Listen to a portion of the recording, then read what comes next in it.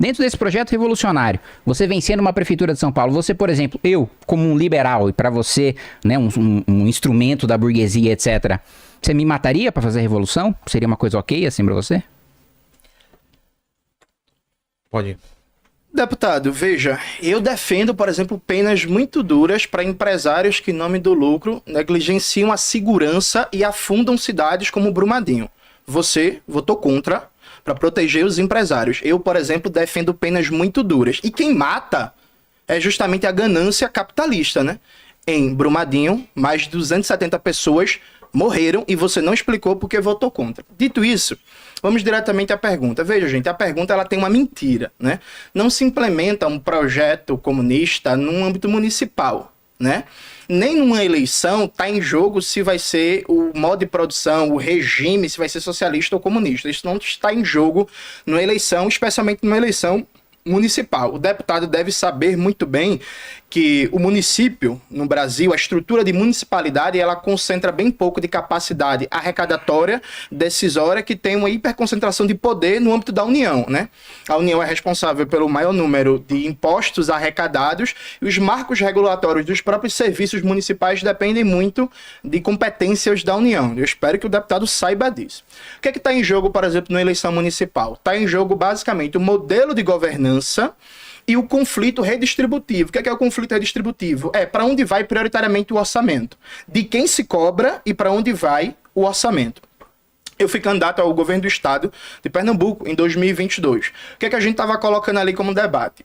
Tem três questões fundamentais. Primeira questão, é preciso fazer da campanha uma espécie de plebiscito programático.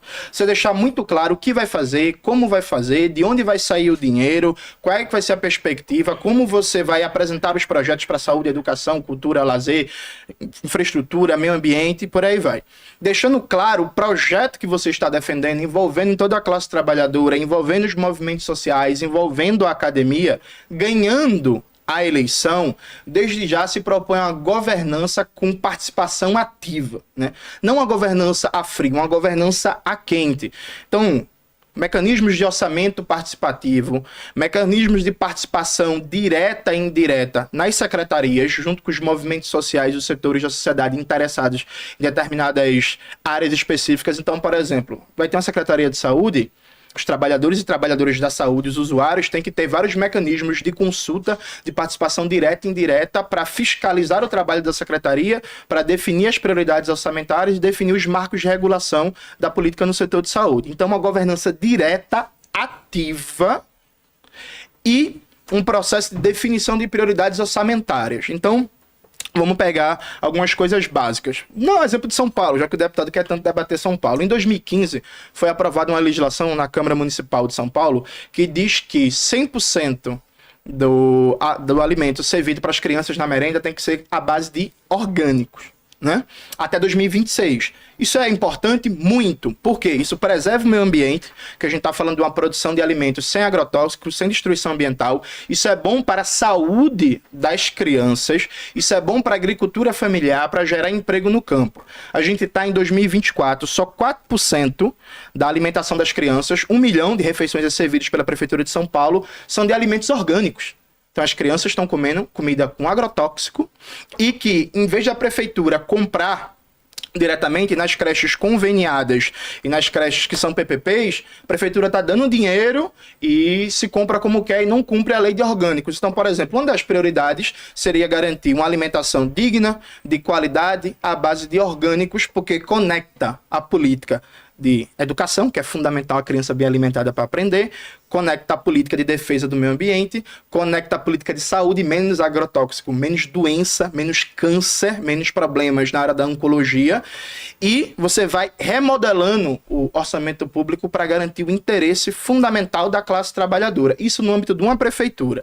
No âmbito da presidência, as possibilidades e potencialidades são muito maiores, porque tem mais instrumentos. A Erundina aqui, por exemplo, em São Paulo, fez a melhor prefeitura da história de São Paulo. Não foi reeleita porque naquela época não tinha reeleição, né? A Erundina, por exemplo, fez um programa revolucionário de moradia popular, baseado fundamentalmente de garantir como prioridade orçamentária, fazer os mutirões, mobilizar as comunidades e conseguiu dar respostas sobre moradia popular, regularização fundiária, melhora das casas das pessoas, e até hoje nas periferias de São Paulo, a Erundina é muito lembrada. Então, é uma governança com participação popular direta, com prioridade de destinar o recurso público para os interesses da classe trabalhadora e combatendo todas as roubalheiras do Ricardo Nunes, que o Kim Kataguiri é cúmplice, já que apoia ele.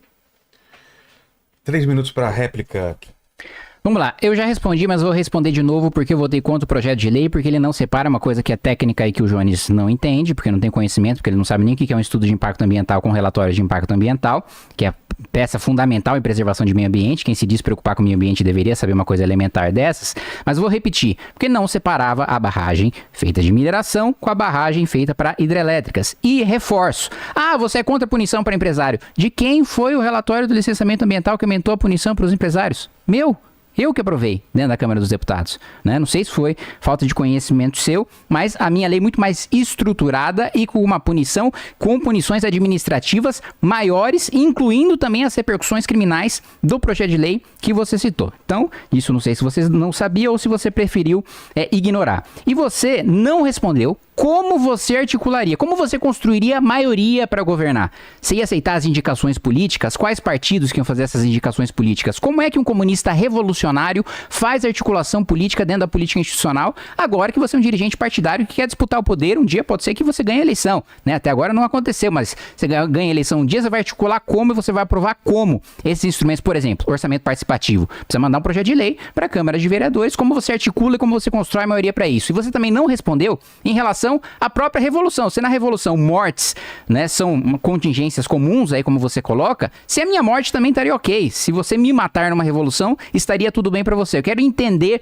da sua mentalidade até onde vai, né, o uso da violência, o uso do massacre para você implementar a ideia que você acredita. Outro ponto em relação a elogio ao programa ao governo da Erundina, que a Erundina é muito lembrada na periferia até hoje. Claramente você não anda na periferia de São Paulo, porque, olha, eu vou para Parelheiros, vou para o Parque de Taipas, eu vou para várias comunidades daqui, inclusive onde o MBL possui ONGs de trabalho de assistência social, e não tem ninguém falando bem, ninguém lembrando de Erundina, pelo contrário. Os planos diretores aprovados, formulados e levados a cabo pelos governos da Erundina jogaram os mais pobres ainda mais para a periferia, com menos saneamento básico, com menos acesso à energia elétrica, com menos acesso a esgoto, com linhas de ônibus piores, aumentando o tempo que eles passam, né, dentro do transporte público e piorando a sua condição de vida de maneira geral. E o outro ponto, orgânicos preservam o meio ambiente e diminuem desmatamento. A produtividade do orgânico é muito menor do que a produtividade do alimento comum. Você desmataria muito mais, você destruiria muito mais o meio ambiente se você implementasse alimentos orgânicos 100% para todo mundo, seja em escola, seja em repartições públicas, seja na iniciativa privada ou no mundo inteiro. O desmatamento aumentaria justamente porque você não teria o controle de pragas que você tem hoje com os pesticidas, que inclusive em doses legais hoje nunca houve nenhum caso de prejuízo à saúde pelo uso de pesticida em doses legais permitidas pela legislação. O que há são problemas de saúde causados pelo excesso fora da lei.